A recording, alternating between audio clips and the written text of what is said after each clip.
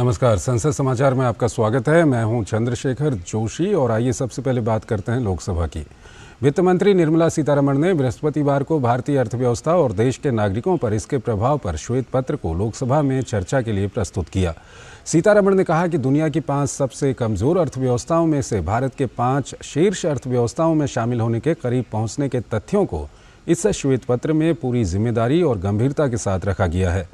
वित्त मंत्री ने कहा कि प्रधानमंत्री मोदी ने जब शासन संभाला तब अर्थव्यवस्था संकट में थी। उन्होंने कहा कि इस श्वेत पत्र में बताया गया है कि किस तरह प्रधानमंत्री ने दूरदृष्टि के साथ देश को सम्मान दिलाने के लिए पिछले 10 साल में किस तरह काम किया। श्वेत पत्र पर नियम 342 के तहत चर्चा की शुरुआत करते हुए कांग्रेस सांसद मनीष तिवारी ने कहा कि संयुक्त प्रगतिशील गठबंधन सरकार के 10 साल प्रधानमंत्री नरेंद्र मोदी के नेतृत्व वाली सरकार से हर मानक में बेहतर हैं और मनमोहन सिंह के नेतृत्व वाली सरकार ने देश की आर्थिक, राजनीतिक और सामाजिक बुनियाद को मजबूत किया था। चर्चा में हिस्सा लेते हुए भाजपा के निशिकांत दुबे ने कहा कि भ्रष्टाचार में आखंड डूबी कांग्रेस एवं अन्य विपक्षी दल खुद को बचाने की लड़ाई के लिए एकजुट हुए हैं। उन्होंने रामलला के प्राण प्रतिष्ठा समारोह में प्रधानमंत्री नरेंद्र मोदी के उस वक्तव्य को उद्धृत किया जिसमें उन्होंने कहा था कि राम भारत की आस्था हैं और राम भारत के आधार हैं।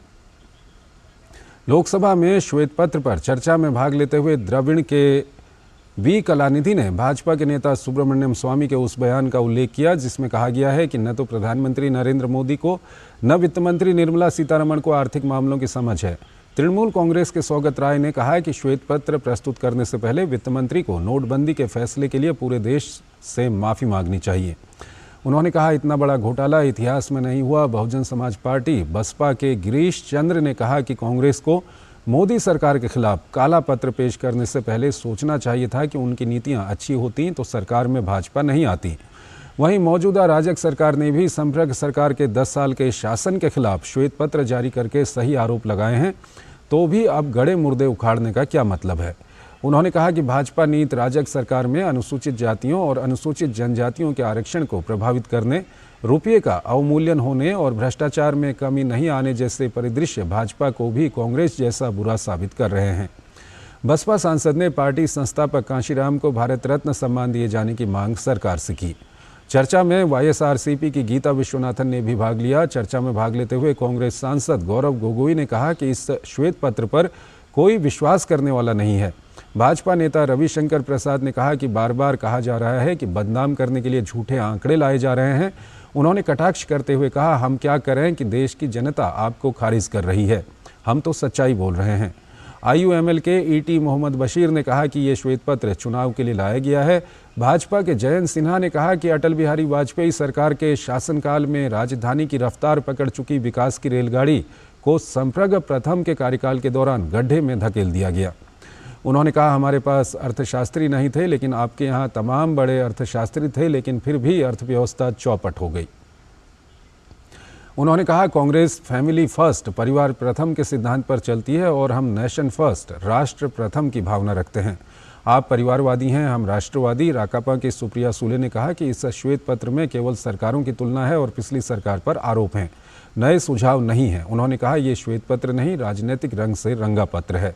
झामुमो के विजय हंसदाक ने आरोप लगाया कि ये सरकार ईडी, सीबीआई और आयकर विभाग की वजह से चल रही है, अन्यथा भाजपा में किसी दल से जीतने की क्षमता नहीं है। भाजपा के संजय जायसवाल ने कहा कि संप्रग सरकार के 10 वर्षों के कार्यकाल में जितने घोटाले हुए थे उतने दुनिया में आज तक कहीं नहीं हुए।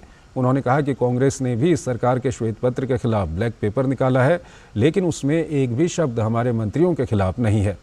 चर्चा में भाजपा की सुनीता दुग्गल, रमेश बिधूड़ी और निर्दलीय नवनीत राणा ने भी भाग लिया। और आइए अब बात करते हैं राज्यसभा की। संसद ने शुक्रवार को जम्मू कश्मीर से संबंधित 3 विधेयकों को मंजूरी दे दी, जिनमें केंद्र शासित प्रदेश में स्थानीय निकाय चुनाव में ओबीसी को आरक्षण देने और वाल्मीकि समाज को अनुसूचित जाति में शामिल करने के प्रावधान शामिल हैं।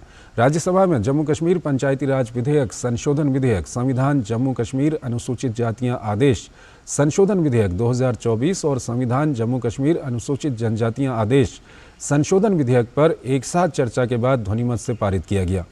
लोकसभा इन्हें पहले ही पारित कर चुकी है। केंद्रीय गृह राज्य मंत्री नित्यानंद राय, सामाजिक न्याय व अधिकारिता मंत्री वीरेंद्र कुमार और जनजातीय मामलों के मंत्री अर्जुन मुंडा ने विधेयकों पर हुई चर्चा के जवाब दिए और फिर उसके बाद उन्हें उच्च सदन ने मंजूरी दी।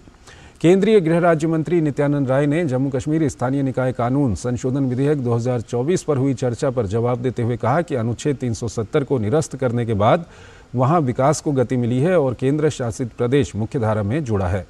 राय ने कहा कि मोदी सरकार के प्रयासों का ही परिणाम है कि जम्मू कश्मीर में हिंसा, पत्थरबाजी, हत्या एवं अन्य आतंकवादी घटनाओं में गिरावट आई है। उन्होंने कहा कि जम्मू कश्मीर के लोगों ने मोदी सरकार पर भरोसा किया है। उन्होंने कहा कि इस विधेयक का उद्देश्य स्थानीय निकाय चुनावों में निष्पक्षता और समावेशिता के सिद्धांत को कायम करना है। इससे पहले विधेयक पर हुई चर्चा में कांग्रेस के राजमणि पटेल, नीरज डांगी, भाजपा की कल्पना सैनी, सुमित्रा वाल्मीक, आदित्य प्रसाद, रमीलाल बेन, विचार भाई बारा और शंभू शरण पटेल, तृणमूल कांग्रेस के नदीमुल हक, जवाहर सरकार, द्रमुक के आर गिरिराजन, आम आदमी पार्टी के अशोक कुमार मित्तल, बीजू जनता दल के सस्मित पात्रा, वाईएसआर कांग्रेस के अयोध्या रामी रेड्डी, के रायगा कृष्णैया और मार्क्सवादी कम्युनिस्ट पार्टी के जॉन ब्रिटास ने हिस्सा लिया। इससे पहले सभापति जगदीप धनखड़ ने पूर्व प्रधानमंत्री चौधरी चरण सिंह, पीवी नरसिम्हा राव और मशहूर वैज्ञानिक व देश में हरित क्रांति के जनक डॉक्टर MS स्वामीनाथन को देश के सर्वोच्च नागरिक सम्मान भारत रत्न से सम्मानित किए जाने की घोषणा का स्वागत करते हुए कहा कि इससे पूरा देश गौरवान्वित हुआ है और हर भारतीय को इससे आत्मसंतुष्टि होगी। प्रश्नकाल के बाद सभापति ने कहा कि ये बेहद गर्व की बात है कि देश के पूर्व प्रधानमंत्री चौधरी चरण सिंह को भारत रत्न से सम्मानित किया जा रहा है। सुबह 11 बजे उच्च सदन की बैठक शुरू होने पर शून्यकाल हुआ, जिसमें तृणमूल कांग्रेस के नेता साकेत गोखले ने कहा कि केंद्र सरकार सरकारी कामकाज में अंग्रेजी और अन्य क्षेत्रीय भाषाओं पर हिंदी थोप रही है और ये संघीय ढांचे के खिलाफ है। शून्यकाल के दौरान ये मुद्दा उठाते हुए गोखले ने मांग की कि सरकारी कामकाज के लिए अंग्रेजी का इस्तेमाल होना चाहिए। तृणमूल कांग्रेस के सदस्य ने कहा कि मेघालय विधानसभा के मौजूदा बजट सत्र की शुरुआत में घोषणा की गई थी कि राज्यपाल सदन में अपना अभिभाषण हिंदी में देंगे।